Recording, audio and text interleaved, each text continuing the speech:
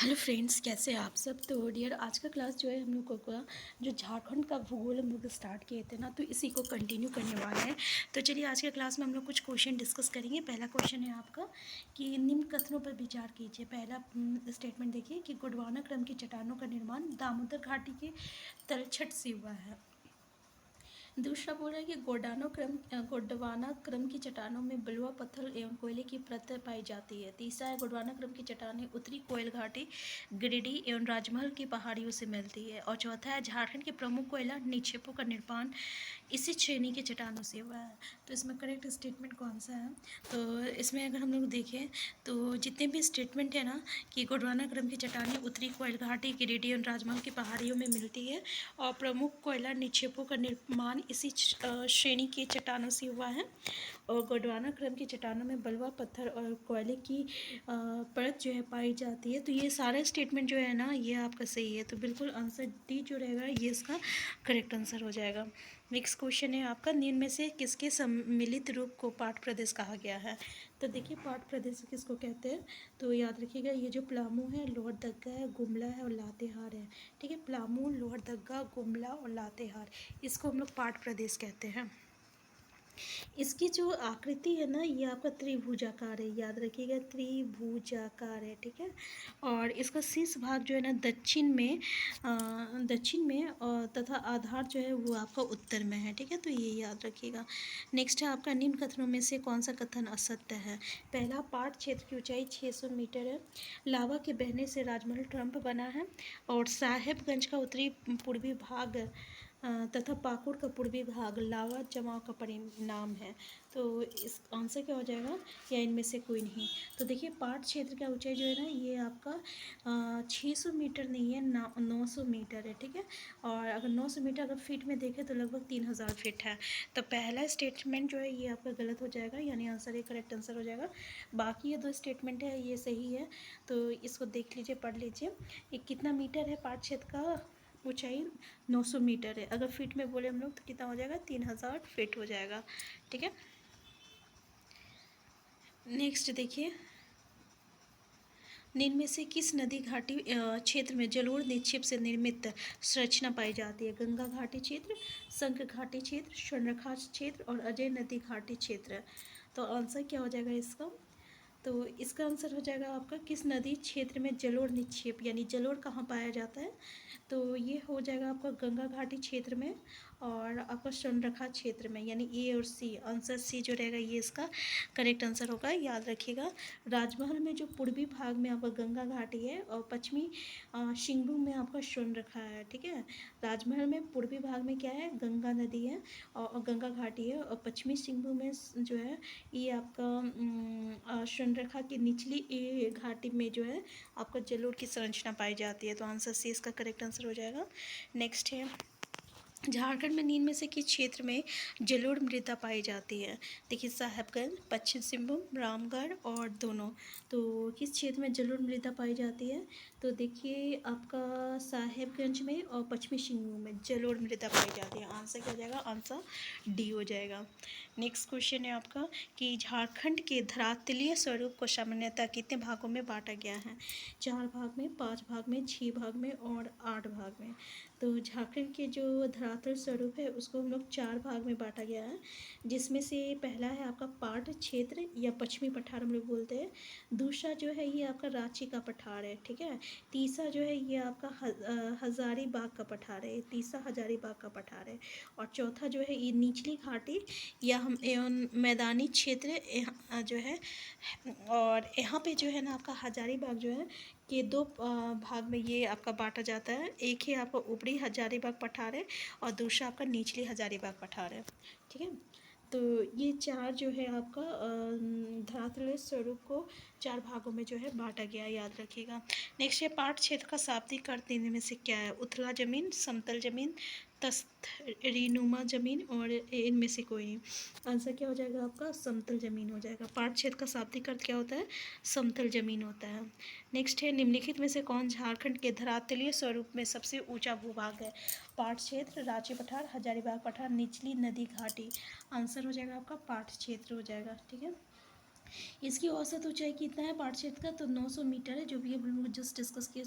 ठीक है, कितना, 900 मीटर। अगर फीट में देखें तो 3000 फीट है। इसका जो विस्तार है रांची के उत्तर पश्चिम हिस्से से लेकर आपका पलामू जिला का दक्षिण हिस्सा तक है। ठीक है, कहाँ तक है इसका क्या कहते हैं विस्तार, तो रांची के उत्तर पश्चिम हिस्से से लेकर पलामू के दक्षिण हिस्से तक है। ठीक है, पाट क्षेत्र की जो सबसे ऊपरी परत जो होती है ना, उसमें क्या होती है, लेटराइट मिट्टी पाई जाती है, लेटराइट से बनी रहती है, याद रखिएगा। नेक्स्ट है, झारखंड के किन धरातलीय स्वरूप में किसका आकार त्रिभुजाकार है, पाट क्षेत्र, रांची पठार, हजारीबाग पठार और निचली नदी घाटी। तो अभी हम लोग पढ़े थे पाट क्षेत्र का जो धरातलीय स्वरूप है ना, वो उसका आकार जो है त्रिभुजाकार है। ठीक है, और इसमें जो है ये जो है आपका धरातलीय स्वरूप मतलब कि पाट क्षेत्र का, ये आपका रांची का पठार है, हजारीबाग का पठार है, राजमहल की पहाड़ी है, मैदानी जो है आपका क्षेत्र है। और इसमें जो है सभी में पाट क्षेत्र का जो आकार है वो त्रिभुजाकार है। ठीक है, नेक्स्ट है आपका क्वेश्चन कि पाट, पहला स्टेटमेंट देखिए कि पाट क्षेत्र का ऊपरी भाग दोन तथा निचला भाग टांड कहलाता है। दूसरा, पाट क्षेत्र की औसत ऊंचाई 720 मीटर है। उत्तरी कोयल, शंख, फुलझर आदि नदियों का उद्गम स्थल पाट क्षेत्र है। और पाट क्षेत्र की प्रमुख पहाड़ियाँ सानू एवं साराई पहाड़ी है। तो कौन सा स्टेटमेंट सही है, तो देखिए इसमें क्या बोल रहा है कि उत्तरी कोयल, शंख, फुलझर आदि नदियों का उद्गम स्थल पाट क्षेत्र है, और पाट क्षेत्र की प्रमुख पहाड़ियाँ सानी एवं सराव आदि है। तो ये जो होगा आपका आंसर डी, सी और डी स्टेटमेंट जो है, ये इसका आंसर डी इसका जो रहेगा करेक्ट आंसर हो जाएगा। ये स्टेटमेंट जो है सही है। ठीक है, तो याद रखिएगा। देखिए यहाँ पे बोला पाट क्षेत्र की औसत ऊंचाई, तो अभी हम लोग देखे है ना कि इसकी औसत ऊंचाई 900 मीटर है। ठीक है, तो ये स्टेटमेंट जो है ना गलत हो जाएगा। इसकी जो ऊपरी भाग होता है ना, इसको हम लोग टाड़ कहते हैं, और जो निचली भाग होता है ना, उसको हम लोग दोन कहते हैं। तो यहाँ पे उल्टा दे दिया है, तो ये भी आप याद रखिएगा। यहाँ से आता है आपका कि पाट क्षेत्र का जो ऊपरी भाग होता है उसको हम लोग टाड़ कहते हैं, जो निचली भाग होता है उसको हम लोग क्या कहते हैं, दोन कहते हैं। ठीक है, तो आंसर क्या हो जाएगा, आंसर डी हो जाएगा। नेक्स्ट है, निम्न में से पाट क्षेत्र की सबसे ऊंची चोटी का क्या नाम है, नेतरहाट, पारसनाथ, जमीरा पाट और गणेश पूर्ण पाट। आंसर क्या हो जाएगा, नेतरहाट हो जाएगा। पाट क्षेत्र की सबसे ऊंची चोटी जो है ये नेतरहाट है। इसकी ऊंचाई जो है 1180 मीटर है।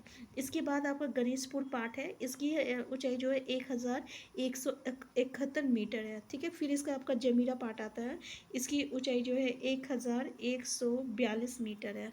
तो तीनों का देख लीजिए, आंसर क्या हो जाएगा, आंसर ये हो जाएगा आपका नेतरहाट हो जाएगा। इसकी औसत ऊंचाई कितना है, 1180 मीटर है। ठीक है, नेक्स्ट है आपका, झारखंड का सबसे बड़ा पठारी भाग कौन है, पाट क्षेत्र, रांची पठार, हजारीबाग पठार, निचली नदी घाटी।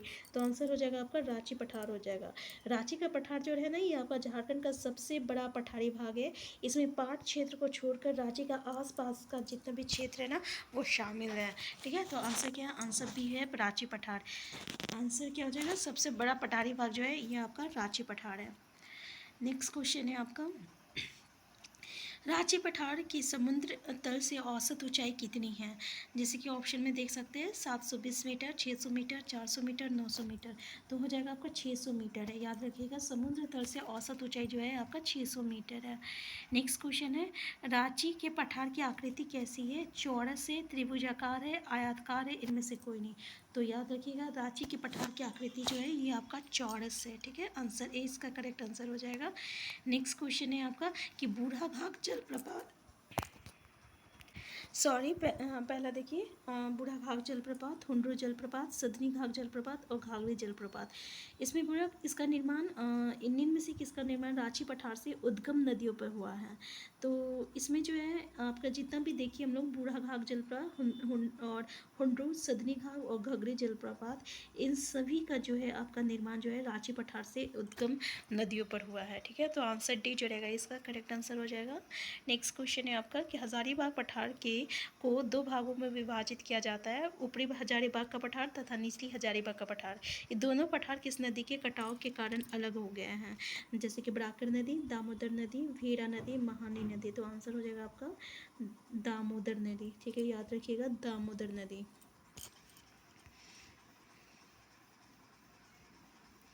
नेक्स्ट है ऊपरी हजारीबाग के पठार की औसत ऊंचाई कितनी है? 720 मीटर, 900 मीटर, 600 मीटर और 420 मीटर। तो ऊपरी हजारीबाग पठार की औसत ऊंचाई जो है 600 मीटर है, अभी हम लोग जस्ट डिस्कस किए हैं। और निचली जो आपका हजारीबाग का पठार है उसकी औसत ऊंचाई जो है 450 मीटर है।